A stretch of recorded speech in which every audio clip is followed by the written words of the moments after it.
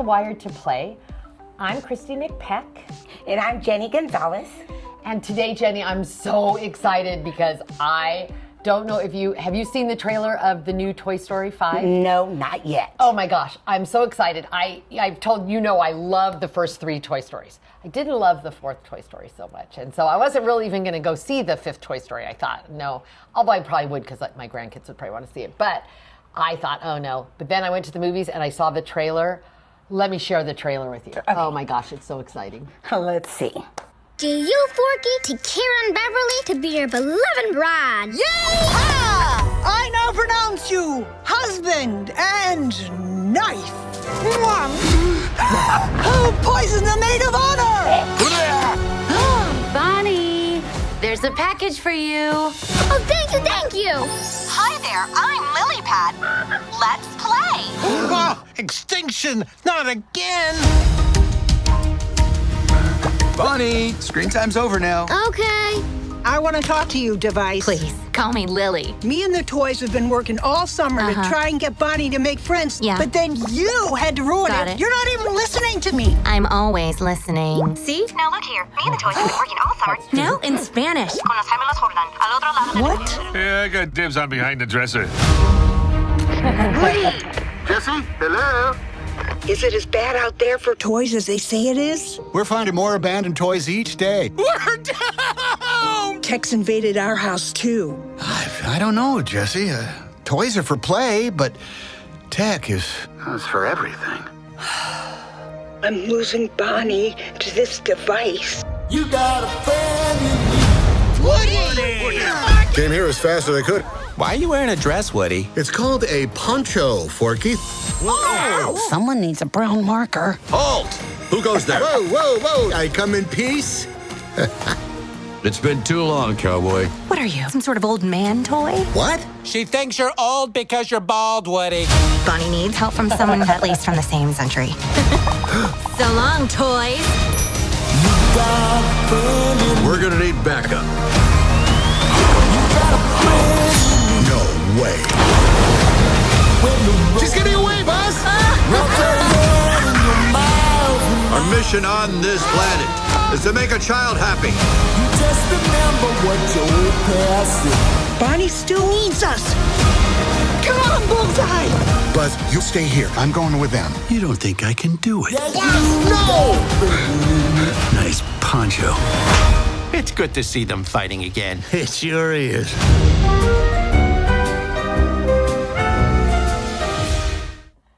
So isn't that great? Doesn't that look like it's going to be so great? So the plot of Toy Story, it says the gang faces an existential threat when 8-year-old Bonnie, remember all the toys were given to Bonnie at the end of the 3rd movie, increasingly replaces them with Lilly-pad.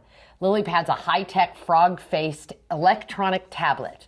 Jessie steps into the leadership role because you remember at the end of Toy Story 4, Woody left the group of toys and went away with Bo Peep. And so Jessie steps into the leadership role, and she and the other toys have to fight to stay relevant in this screen-obsessed world while dealing with a rogue army of 50 high-tech Buzz Lightyear toys, which I think is so funny. The primary antagonist of this film is Lilly-pad. So Disney has made Lilly-pad the antagonist, the tech, the iPad kind of thing. The villain. The villain, yes. An interactive tablet voiced by Greta Lee. Lily isn't necessarily evil, which I think is an important point. She's not necessarily evil, but rather acts as a digital tyrant that controls Bonnie's attention. When Bonnie uses Lily to make new online friends, traditional toys like Jessie and Bullseye are pushed aside. And the film centers on this toy meets tech dilemma that we're facing in the real world, exploring what playtime actually means as physical action figures compete with tablets and digital games. So that's where I think we should sort of start our conversation today. I think teachers and parents and administrators, I think everybody is fighting this idea of whether we should introduce tech, what age should we introduce tech, what is tech important, is tech not important, right? Our parents are, given mixed messages. Many parents, I think, use tech to get them through something. Like I'll see them pushing kids in Target with and they're looking at a screen because it keeps the kid occupied while the mom has to get her stuff done, or they're at dinner and the dad's, gives them the tablet or whatever so that they can have an adult conversation. Who hasn't done that? I mean, I think parents do that because I think it helps them. Yeah, well, think about it. Vehicles were made with the TV already in the back of the seat. Right. So children were able to watch a movie and parents were able to, maybe go on a long, drive or a vacation. Exactly. And they have that. I actually loved when we had that in my car because it made my kids not fight. Yes. Like for a whole, they sat there with their little headphones on and they were quiet for a whole vacation. And I think there's an argument that kids need to be tech ready in this new age. They need to know tech because tech's going to be such a big component of their lives. So we're doing them a detriment by not introducing them to tech. I think that's an argument teachers and parents would have. I think that something that happened from our generation through our kids' generation to the generation now is people don't feel it's safe to play outside. Yes. Where our parents or our guardians would have just thrown us outside and let us play, people don't do that anymore because they're afraid their kids are going to be abducted or hit by a car or whatever that fear is now. Which is true. And I mean, I did it myself. I used to say my children went to preschool, so they played already. We were inside. I didn't use tech. We didn't do the TV thing, and we played, but I would play but you with kept them inside. I kept them right. inside. And now, one of the ways to keep them entertained is to give them tech. So we're looking to entertain kids. We hand them some kind of tech, whether that's a TV screen or a video game or watching something on a device. Yes. I think that those are all things that we do. And I think kids want to play on screens. I think that we're going to see that in the movie. I'm excited to talk about this again after the movie comes out, which is June 19th for anybody wanting to know. Afterwards, I'd like to talk about what their stance actually is. But one of the things is I think that we see Bonnie wanting to play with the leapfrog. It's not leapfrog. Lily. Lily, the Lilly-pad, right? Yes. She wants to play with Lilly-pad. So she's preferring that. She's choosing that over playing with the traditional toys or making friends. With human beings instead of only online. So there's that idea that kids want to play with technology. And then finally, I think that there is a sense that all kids have screens. Like if I don't give my kid a screen, they're going to be behind. They're going to be not, they're not going to be where everybody else is. There's a pressure, I think, that kind of parent competitiveness, which you remember. I remember parent competitiveness.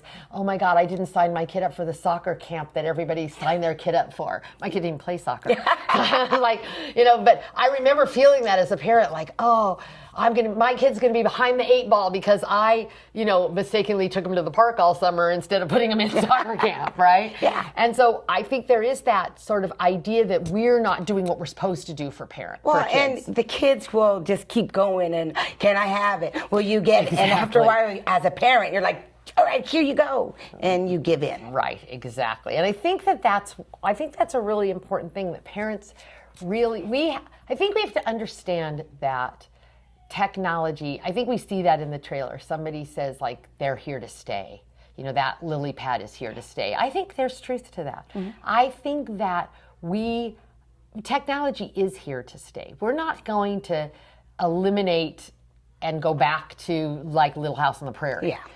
There's no way to do that. There's no, we even see it in children's play now. I've always amazed when instead of, doing the thing that we would have done with a phone or even what our kids would have done with a phone, kids are now like, taking pictures with blocks. Yes. And, and they're talking on a block instead of, I never would have played with a block as a phone because it doesn't look like a phone, right? We used to have play phones. Yes. Now they can pick up anything that looks like a rectangle. Right? Mm-hmm. And they can play whatever with it. They can make it a phone or they can make it a camera or all the things that they see us doing with their phones. It's one of the really kind of amazing, imaginative, creative things about play that kids can, see what they see in their environment and move it to the play space. But I don't think that that tech is going anywhere. It's not the villain, right? It's the antagonist in the movie, and we're calling it the villain in the movie, but it in of itself isn't bad, right? The Lilly-pad's not bad. There's a time and a place. Exactly. So I think that's. Let me just reiterate right now sort of the importance of play, as traditional play as opposed to digital play. So biologically, we know play is an essential activity that supports all the domains of development: cognitive, our thinking ability; social emotional, our ability to get along with others and our ability to regulate our emotions; and physical, right? Active play, where we're moving our bodies and we're up and down and moving all around. So it helps all those domains. It also gives us really important brain benefits. So it strengthens our neural connections. We've talked a lot about that. It builds executive function, those parts of our brains that help us decide what we're supposed to do and how we're supposed to do them. It supports language development and communication. It enhances emotional regulation and stress management. It develops problem-solving skills, right? Play gives us the ability to figure out things, solve problems. It enhances creativity, like using a block as a cell phone. Promotes sensory integration and our motor development, because we're up moving, we're picking up things with our hands. And it supports healthy attachment with the people we're playing with. Let's think about those things as we take our break, and then we'll talk some more about this idea of technology versus toys. Okay? Sounds great. Thanks. Enjoying today's episode? Like and rate our episode to support us here at Wired to Play.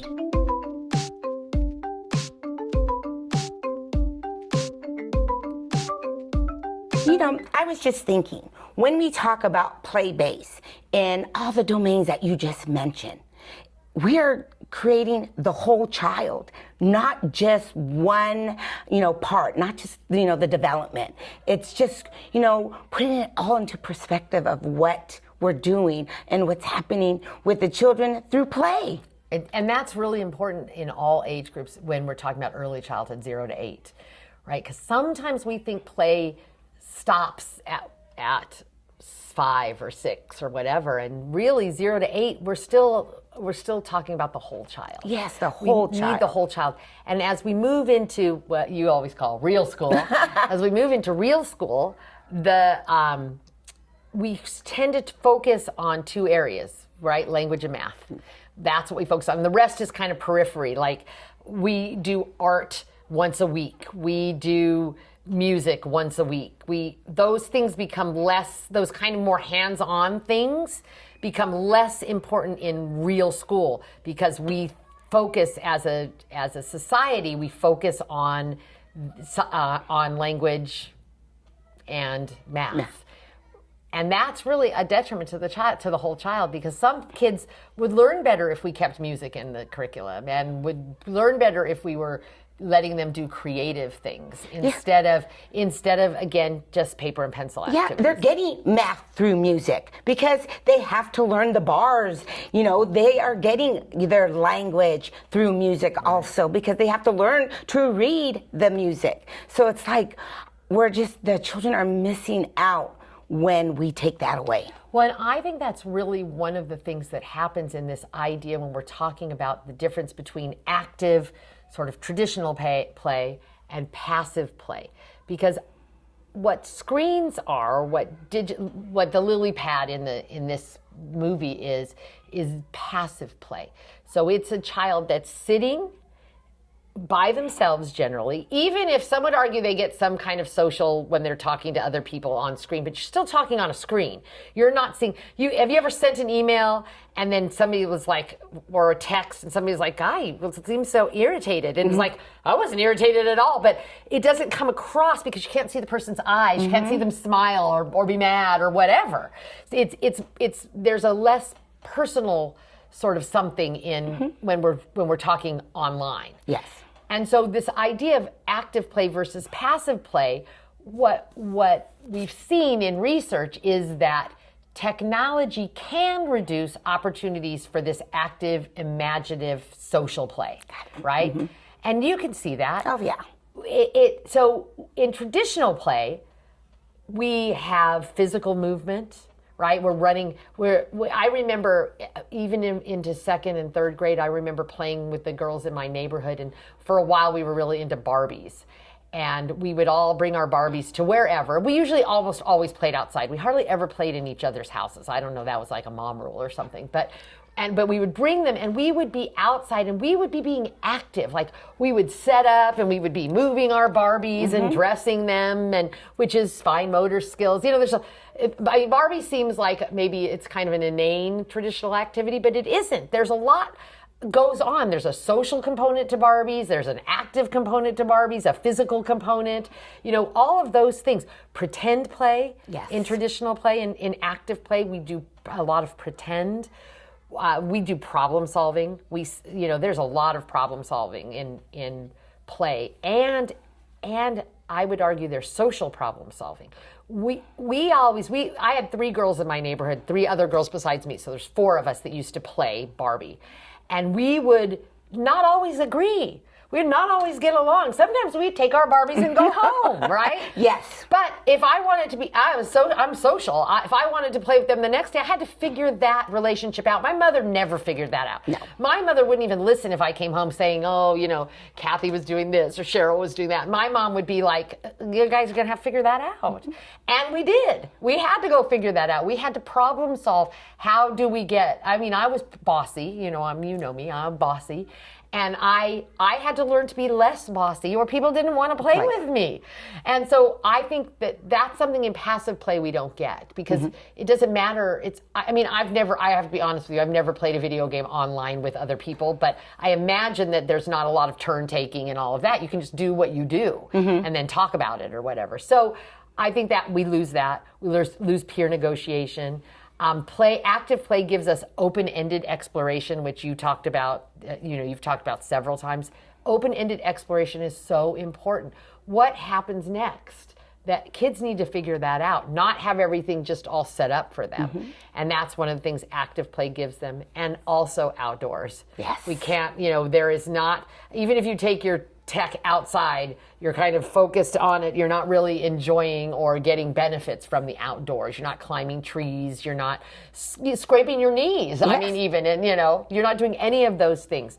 So excessive screen time displaces those experiences. It makes them take a back seat. We don't do those things when we're doing passive play. Well, commercials back when we were younger, they were always about children outside playing. The that Band-Aid you spray and they're like supposed to hurt, and all the Band-Aid commercials. It was about children being outside getting hurt. Yes. Now I don't think I even see commercials that would have children outside. I think they're getting like a paper cut or something. Right, exactly. And they're going to be using a Band-Aid. Exactly. So I think even now that's influencing the iPads and that tech time. One of the things is researchers have talked about as they found that more time is spent with passive entertainment, less time is spent in physical play, social interaction, and creative activity. So it's just maybe it's even a balance that we have to look at. So how has that impacted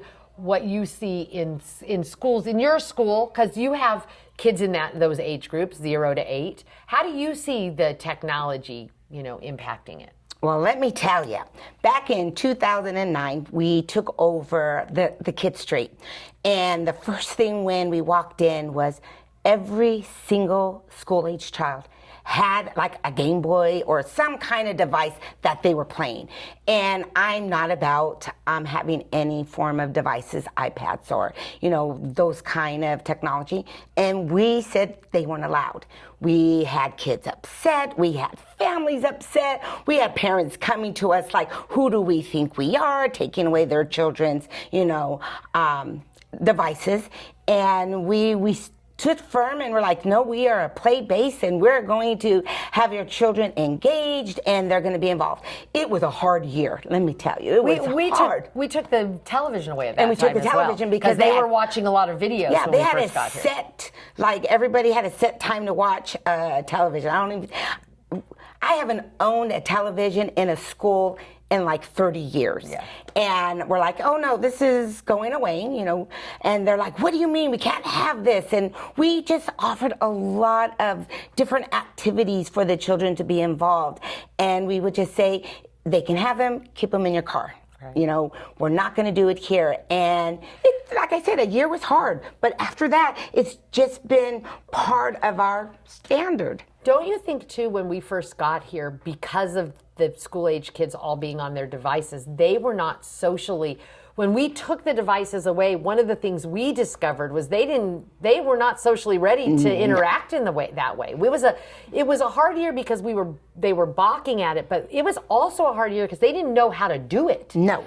Because they'd been on screen so much. Correct. They didn't even know how to play with each other. How to interact. Yeah, they were fighting and they were like third, fourth, fifth graders, like fighting over toys and just being like... I remember a lot of tears, a lot of crying. We took over, you know, in the summer, so we had a school-age kids here. Yes. And I remember a lot of crying and fussing, and they just were besides them being angry, I just felt like they didn't know how to sit and play a board game. No. They didn't know how to take turns. They didn't know how to follow rules. They really struggled. And we weren't prepared for that in a way because we came from a different kind of environment. And so when we came into this and, you know, took away all the digital things, then we were like, whoa. Yeah, and the teachers were like, well, what are we supposed to do now? Right. And you're like, well, now you have to. We had to teach them how to, you know, play. Right. And they looked at us like you just took away the babysitter. We saw another instance of that through COVID, I thought. Yes. COVID was really hard because we had to put some screens in. We had to, right? I remember talking to you, and because I wasn't coming, and I remember talking to you about what we had to do to get, to get them the ability to do their homework. And we had to up our internet. Yeah, we had to up our internet. Give them our passwords. Right. And we had to let them be on screens, and then we had to take them back off of screens again. Yes. Right? Which was a little bit less difficult, I think, than it was originally the first time we did it. But still, I think the internet, COVID opened us up, and not just us, schools in general, to this idea of technology and how much easier things are with technology and how much easier it is to hand out everybody an iPad. And I see that in schools now, that kids have a lot more access to iPads than they did pre-COVID. Yes, and they don't really have the safety measures on these iPads because children are able not just to access their homework, they're able to go on YouTube and, you know, different sites that are not appropriate. So Right. I think like the safety net was said it was there. I don't think it really was though. Right. And I think it was just so, even in my own teaching as in college, we had 2 online classes when COVID happened. We had to put all of our, we have 20 classes online in like 2 weeks. Yes. We had spring break, because we went out for COVID for spring break. And March 13th, and then they gave us an extension week where we had another week that they and I think they thought we were going to come back pretty quickly. So, but let's put us online. And then we were online forever, and we haven't gone back in some cases. In many cases, we haven't gone back to being offline. No, and families who had to now work from home and they had their children, but yet for me to be able to work, I need you to be quiet. Right. So I had to give you the device with the earplugs and be able to do my work. For sure. And so I think that also did an increase of why those devices are being added to families. Yes, my daughter was adamant about her kids not watching television until a certain age, period. And she's a teacher, and at COVID she had to be online. And that's when her kids they watched TV a long time of the day because she had to keep them quiet because she had to teach school in her house online. So I think that COVID really did. Yes. And so, just to reiterate, it's really important that we help people understand that there is there is a learning impact when we look at screens versus traditional play, when we look at technology versus traditional play, that many of the things that people want, teachers and parents and administrators and lawmakers want children to be successful and healthy, they're reduced through too much screen time. We've already spoken about executive function. We've talked about social development. I see a huge loss of imaginative play. Yeah. I think kids struggle with the idea of imaginative play, and there's a health issue, right? There's a health issue about if kids are too sedentary, there's a question of whether that's caused the obesity rates to rise. Yes. It's this idea of digital obesity because we sit in front of a screen all the time, and so. We want to make sure we're not throwing out the baby with the bathwater. Again, I don't think technology's going anywhere. No. And I'm really eager to see what the movie says about technology, what's their stance. And I think we should come back and talk about that again. Yes. But before we go, I want to really talk about there are benefits to technology. There are some benefits. There's access to educational resources. Our kids, even me, we have access to things that are so much more at our fingertips, right? Mm-hmm. I'm old school enough to remember when you had to lug yourself to the library and get a big encyclopedia out and thumb through it, or get microfiche and figure out. Now you can get things at I want to know how old an actor is, I type it into Google, right? Yeah. So we have these access to educational resources. We have an interactive literary support. We get exposed to a lot of language. Kids can be exposed to a lot more language than maybe they were before. We also can use assistive technology with kids that have disabilities. I have a friend whose daughter doesn't speak, and she's able to speak through her iPad. So that's opened up the world for her in a way. And it gives opportunities for individualized learning, because you can put a child with something that's just about them. And if they're more advanced, it focuses them. And there's research suggests some ideas for parents. Adults should be actively engaged when their children are on screens. Yes. Right? We need to be actively engaged, not just give a kid a screen and put him off in a corner somewhere. We need to make sure content's developmentally appropriate. That's one of the pieces of advice. That technology supplements rather than replaces play. So we're not letting them sit all day on their devices. We have some balance. That children remain actively involved rather than passive viewers, so that they're maybe doing educational activities where they have to respond, and that screen time is balanced with movement and social interaction. So that's some of the things researchers say, ways to incorporate technology in a positive way into your home or into your classrooms. So I think that's important. So I'm really eager to see what Toy Story 5 says is the idea of technology versus toys. Yeah, and maybe that's going to give us the balance we're looking for. Exactly. What is their take on the situation? Because Disney is really kind of a technology company, right? I mean, they are a movie-making company, so it'll be interesting to see what their take on it is, I think. So thank you so much for joining us today. We hope you really enjoyed this topic, and we're really eager to see Toy Story 5. We hope you are too, and we hope you'll come back and join us for our next conversations about play and the importance of play in brain development. Hope you enjoyed this show. Make sure you like, follow, and subscribe to Wire to Play. See you later.